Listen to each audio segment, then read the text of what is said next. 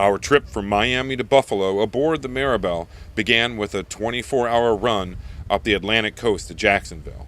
An historic port city and tourist destination, you have to look pretty hard for trouble in this sleepy burg.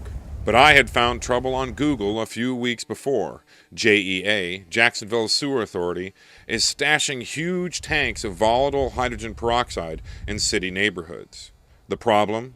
The stuff just isn't safe. In fact, lower concentrations of the compound have been converted and used to terrorize the world. Just 10 miles south of where we docked on Jacksonville's riverfront is Mandarin High School.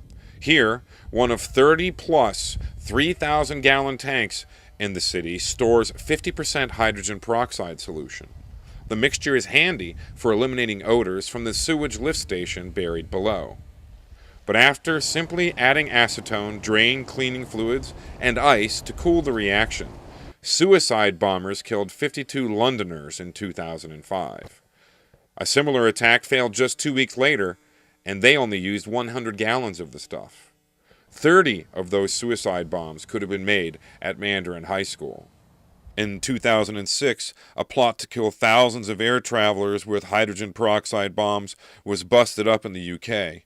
In 2007, terrorists in Germany were arrested with 1,500 pounds of 35% hydrogen peroxide and plans to attack Americans abroad. Even Richard Reed, the notorious shoe bomber, had his sneaker loaded up with hydrogen peroxide-based explosives. The compound has been used for many years to dye hair, disinfect wounds, and, at 50% concentration, dispel foul sewage odors.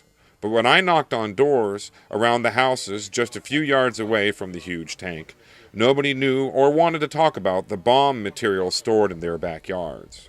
According to the Department of Homeland Security, concentrations over 35% are a theft threat when more than 400 pounds of hydrogen peroxide are stored.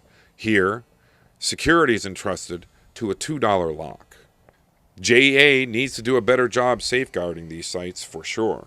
But nearby neighbors and Mandarin High School students also need to get up to speed on what exactly is lurking nearby.